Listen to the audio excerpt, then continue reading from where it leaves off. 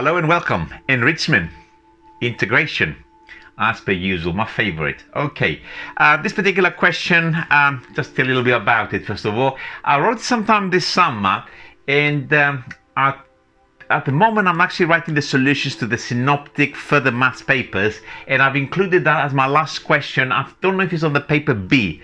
So I was doing the solutions today, so I came across it and I remembered it. Okay, what is a 5-star question? I'm not quite sure if it really is a 5-star. I think it's probably not as hard as it looks. Secondly, what does it say? It says prove that the value of this particular integral is in fact arctan 1 over n, where n is a natural number. Okay, so we have to simplify to the very end. Some initial thoughts, first of all, when we're looking at this particular integral. A lot of stuff in there, very similar quadratic expressions at the bottom, but of course there's no partial fractions there as such, because we've got that plus 10. So it'd be absolutely stupid to multiply this out to get a quartic, something to the power of 4, then add 10 and try to refactorize it. Okay, so what else could be happening in there? At the second glance, I'm looking at this numerator, which is fairly simple, and if you look at the interior of each of those two brackets, the differentials, if you want, of this brackets are in fact 12x minus 1. This will differentiate to 12x minus 1, so is the other one. So that is actually, I don't think that's coincidental, and of course it probably says to us, you know what, let's go for a substitution of some sort. What substitution should we be trying there? Well, I don't think it will make a difference. I don't know if you can think it'll be ahead. Whether you use u is equal to 6x squared minus x on both brackets, or u is equal to one of the first bracket, let's say, or the second bracket. I mean, if you think about it, if you use u is equal to just the quadratic and the linear term, that would be a u minus 1, u plus 5, you multiply it out, add the 10, and then of course see what happens. The same thing if you go u the whole thing, this will be u plus 4 or something, or no, u plus 6 for that particular one. So it hardly matters. So I will go for a substitution when I'm looking at this. Let's call u the first bracket, so I'm going to write it up here. U is equal to 6x squared minus x minus 1, and I'm going to differentiate it straight away. du by dx is equal to, actually I'm not going to quite do it like this. It's probably easier if we leave it in differential form. What does that mean? What it means is basically to leave it as du if you want. Okay, so du is equal to 12x minus 1 in a bracket, and then the dx next to it. Because if you look at what I've got there, this item, and you look at your integral at the top, that's exactly that. So it's actually easier to substitute it in. I don't normally do that with normal integration when I'm teaching sort of like year 13s, just the standard A level, because it can be a bit confusing. So normally I will be making dx the subject there. It's okay if you still do it. And we go, of course, to change the limits. When x is equal to 0, it maps to u is equal to -1, and when x is equal to, what's the top limit, half? What happens there? Half, quarter, 3 over 2, 3 over 2 minus a half minus 1, so it actually goes to 0. So u is equal to 0. So that's not too bad. So we're having our first, obviously, transformation of this particular integral. I'm going to write it here. So we got the 0 will go to a -1. So then the top will go to a 0. All of this is now going to be my du. So I'm going to write it on the top of the fraction. And at the bottom, I call the bracket on the left u. Therefore, the bracket, if you want, 6x squared minus x plus 5, I can write it as 6x squared minus x minus 1 plus 6. So that's going to be a u plus 6. Okay, so you should be able to see it, but I'll just put the workings there. Try to make the video a little bit longer, I guess. Plus 10. All right, du, and just tidy. The denominator is going to simplify to a quadratic.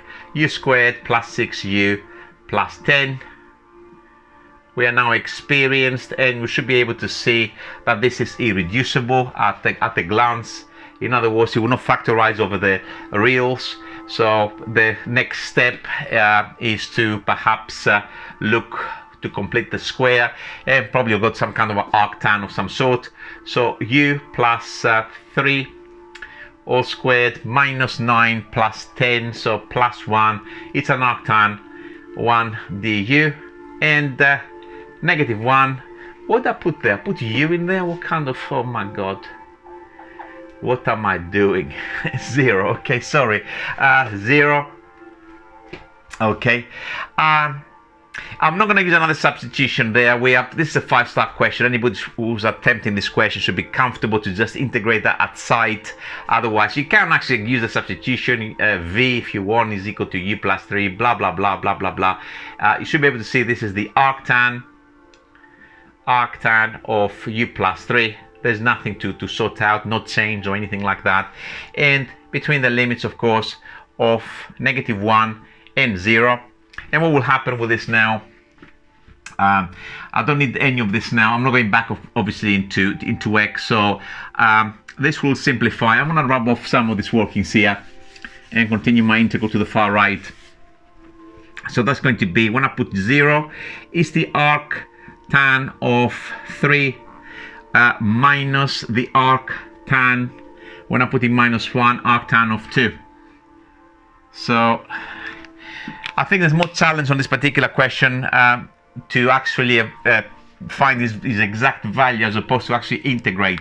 Okay, this is a little bit of an inverse trig manipulation. It's worth actually looking at it, particularly if you haven't done a lot of those. They're not examined at the standard kind of like A level, but you should be able to do things like that for STEP, for AEA, or some of the advanced papers. I don't know if what other papers are out there now, and obviously for university.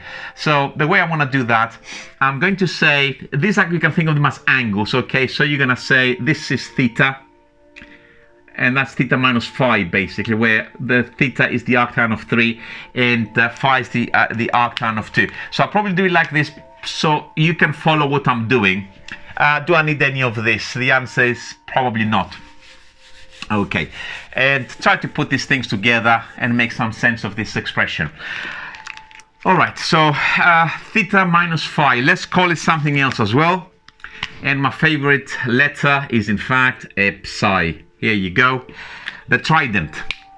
So what I'm going to do on the next line is take tans on both sides of this equation. So the tan of psi is equal to the tan of, you could have left it like that, but it's actually easier to work with just theta and phi. It's easier to see it visually. Is equal to the tan of theta minus phi. There, of course, you can use your compound angle now for a tan.